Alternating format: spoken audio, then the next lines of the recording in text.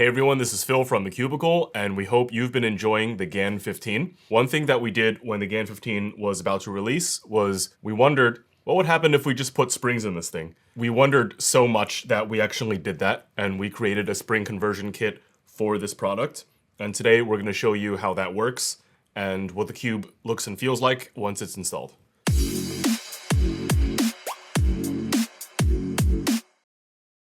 So this spring kit will be available at TheCubicle.com. Just remember, everything is $7. It's really easy. It's $7. You get 7 springs, 7 3D printed parts, and 7 washers in case you lose a component. And if you'd like us to do it for you, we have a finished product at the Pro Shop that you can get with this kit already installed. So now Steven will walk you through how to install this kit. So to start the installation, the first thing is to remove the center cap. And here you'll find the top maglev piece. So you're just going to take this out by twisting it 90 degrees. I like to cover the top of the cube and pull up on one side to pop it out without making it fly away. Set the top piece off to the side and put the bottom piece back. Now I will start with the spring, center it on the bottom maglev ring, and then take the black 3D printed part, put lube on the bottom of it, then put the washer on top of the printed part, and more lube on the washer. Now you just install this as if it were the top maglev ring by pushing it down, twisting 90 degrees. We made the fitment of these really tight to make sure they don't fall off or get loose accidentally. So once you have it in place, you might need to flex the layer to pop it in place fully. And once you can see that it can't rotate in place anymore, you are done. All right, so now we have springs in this GAN 15, and it has a more controllable feel, definitely. It doesn't turn like crazy when you're moving an individual layer. Let's try the corner cutting.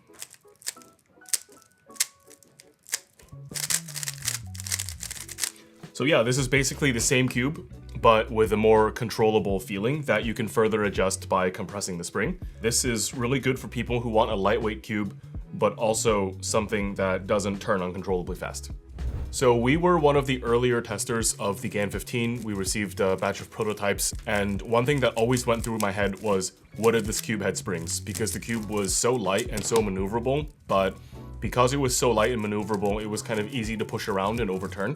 And so that thought of springs has always been in our heads. And finally, when we got to put springs in, I was really excited. I grew up in the time period of nothing but springs, and to feel a spring inside this cube is really interesting. Now, I know that sounds kind of backwards given all the other technology we have like maglev and all the marketing that goes into making people believe that maglev is categorically better, but I do genuinely believe that some people would benefit a lot more from having springs, and I think I'm one of those people. When I have the springs in, I'm not scared of overturning. In fact, the risk of overturning and that possibility never really goes through my head when I'm solving.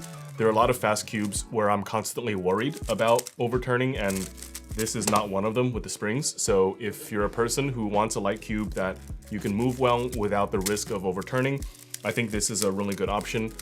Just keep in mind to set the compression a little low, because if you have a stronger spring with really aggressive compression, you might end up with a cube that's kind of tough to turn. So I would start on the lower compression side first and work your way up if you feel like the cube needs more stability. In closing, yeah, spring in the GAN 15. It's not super novel, but it's very, very effective. And we hope that you can use it to solve overturning problems if you notice them in your solves. See ya.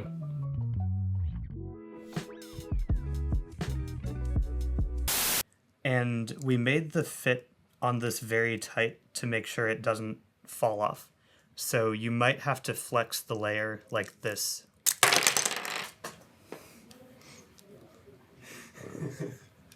I'm putting it at the end.